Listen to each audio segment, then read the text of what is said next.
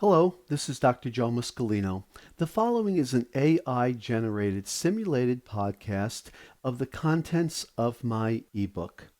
I've created this and providing this because I believe that it is a very casual way and a comfortable way of listening to and absorbing the information. I hope you do enjoy it. Hey there, everyone. Today we're taking a deep dive into a topic I know a lot of you have been curious about, especially after you sent in this guide, Frozen Shoulder. Yeah, it's something that sounds a lot scarier than it actually is, I think. Right, when you hear frozen, you think like, tons of pain. Yeah. But it seems like it's more about the stiffness, right? Exactly. It's almost like, your shoulder's kind of telling you, nope, not today. But it's doing it in kind of a sneaky way. Okay, so sneaky way. All right. Let's back up a little bit, though, because some people might not know. Mm-hmm. What exactly is frozen shoulder? So frozen shoulder, in the simplest terms, is when the tissues surrounding your shoulder joint, mainly the capsule that actually encases the joint, get inflamed and tighten up, and that's what restricts your range of motion. And this whole process, Dr. Muscolino talks about it happening in two main stages. Right? It's almost like your body trying to protect itself. Yes. But it kind of backfires in a way. Exactly. So first you have what he calls the neurogenic stage, which is a fancy way of saying your nervous system's kind of freaking out a bit. Okay. Maybe you had a minor injury. It could even be something like a rotator cuff strain, or maybe you just overdid it at the gym and your body's like, whoa, let's protect this thing. And what it does is it causes the muscles around your shoulder to just clamp down. So it's like your body is slapping on like its own internal brace. Yes, exactly. It's trying to limit movement to prevent you from injuring yourself further. But here's the thing. If those muscles stay in protection mode for too long, we're talking like weeks or even months here. Oh, wow. Okay. Things can start to get a little sticky. Sticky how? Now you're making me think, like, is my shoulder joint covered in peanut butter or something? Okay, maybe not peanut butter, but you're kind of on the right track.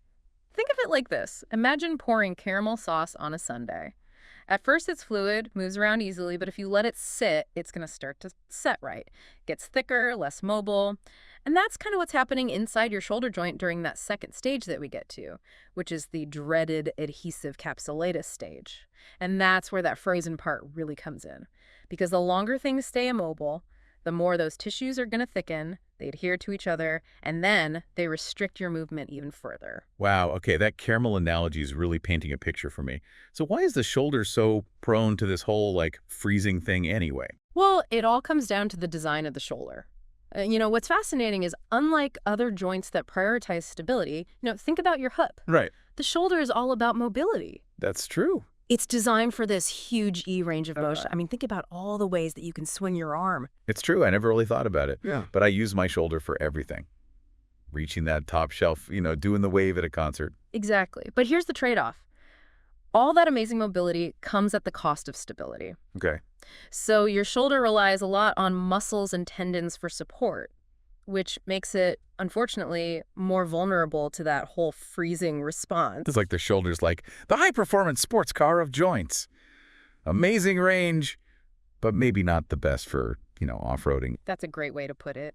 And just like you wouldn't ignore a funny noise in your car, it's important to pay attention to those early warning signs that your shoulder might be trying to give you. Which you mentioned can be tricky because frozen shoulder can be surprisingly painless at first. Exactly. You might just notice a little stiffness here, a little less range of motion there, and it's easy to just kind of brush it off. Totally. Yeah. Especially when you don't know, like, what you're really looking for. Right. And Dr. Muscolino, he really stresses this point in the guide, that this lack of significant pain, especially early on, is a big reason why people wait to seek help, which is why early diagnosis is so important. Okay, so what should we be looking for? What are, like, the red flags that scream, get thee to a shoulder specialist? Well, first and foremost, that gradual decrease in range of motion, especially when it comes to things like lifting your arm out to the side, that's called abduction. Okay. Or reaching forward, that's called flexion.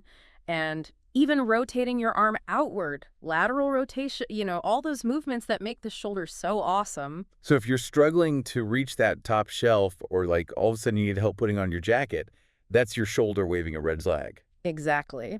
And don't underestimate the impact it can have on those everyday activities. Like Dr. Muscolino points out that even simple things like reaching behind your back to tuck in your shirt or even sleeping on that side can become really difficult or even painful. Oh, wow. Okay. So say you're noticing these signs, your shoulder's feeling a little bit like that caramel sauce we talked about, starting to harden up a bit. What can you do? Well, the guide has some good news, right? It does. Dr. Muscolino is a huge advocate for manual therapy in treating frozen shoulder.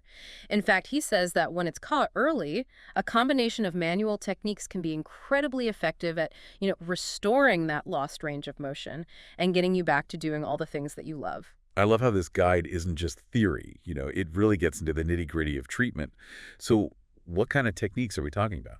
So he talks about using kind of a multi-pronged approach, combining things like soft tissue manipulation, which is basically targeted massage, gentle stretching, and joint mobilization to kind of address the different aspects of frozen shoulder. So it's like giving your shoulder a complete tune-up. Exactly. So imagine like a skilled manual therapist working on your shoulder. They might start with some soft tissue manipulation, using their hands to release those tight, overworked muscles surrounding the joint. Think of it like kneading bread dough, They're loosening up those stiff spots, improving blood flow to the area. So it's like giving those muscles a much-needed massage. I can almost feel the tension melting away. And then they might incorporate some gentle stretching, slowly and carefully guiding your shoulder through its range of motion. And Dr. Muscolino really emphasizes that word gentle. Yeah. Like no pain, no gain does not apply here. It's more about coaxing those tissues back into a happier, more flexible state. So it's like giving your shoulder like a nice relaxing yoga class instead of like a boot camp workout? Precisely. And then there's joint mobilization, which sounds kind of intense, but it's actually a very precise and gentle technique. So that's where the therapist uses their hands to like unstick the sticky parts of the joint itself. Exactly. Imagine your shoulder joint is like a door hinge that's gotten rusty and stiff. Joint mobilization is like applying a little oil to get it moving smoothly again. And one of the things I find so fascinating about Dr. Muscolino's approach is that he doesn't just focus on what the therapist does. He also really empowers you to take charge of your own healing process as well. That's so important. I love that it's not just about like passively receiving treatment. It's about being an active participant in, getting better. Absolutely. And, Dr. Muscolino, he provides some really practical self-care exercises that anyone can do at home to kind of complement that manual therapy. And this is where that wall stretch comes in that you mentioned before, right? Yeah. I've been wanting to hear more about this because it sounds so simple, It is. but like in a good way. It is. It's really simple. So you basically stand facing a wall, almost like you're going to do a push-up, and then you just walk your fingers up the wall as high as you comfortably can.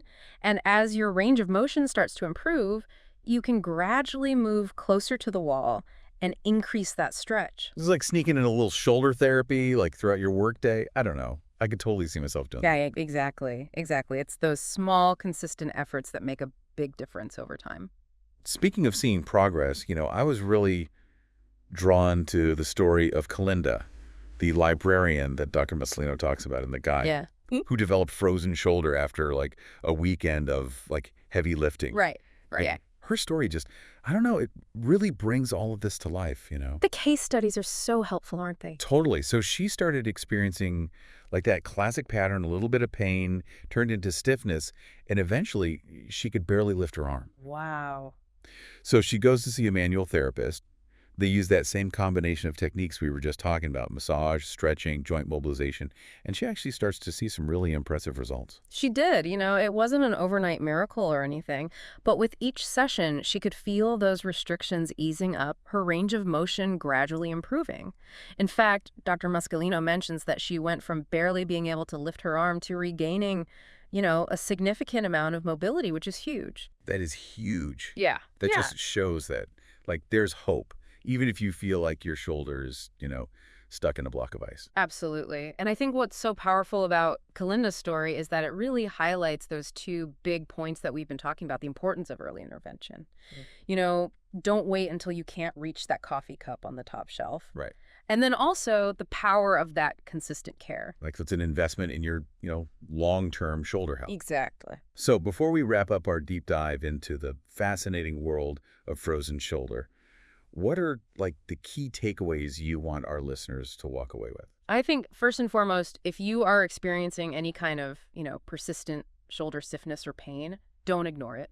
Early intervention is key. So important. And while it might be tempting to just kind of, push through that stiffness, remember that gentle, consistent stretching, like that wall stretch, is going to be much more effective. Love that one. Yeah, And if those stretches just aren't cutting it on their own, don't hesitate to call in the pros. exactly. Manual therapy, with its massage, targeted stretching, joint mobilization, it can really work wonders. It's about restoring that shoulder's natural mechanics, Yes. And just remembering that frozen doesn't have to be forever. Yes, you got that right. With the right knowledge, a proactive approach, TLC, you can thaw out that shoulder and get back to, giving high fives and doing the wave at the best of them. Thanks for joining us for this deep dive into frozen shoulder. Until next time, stay curious and keep those shoulders moving. This is Dr. Joe Muscolino again. You've just listened to the AI-generated simulated podcast of the contents located within the ebook. I hope you enjoyed listening to this podcast and you found it informational. Thank you.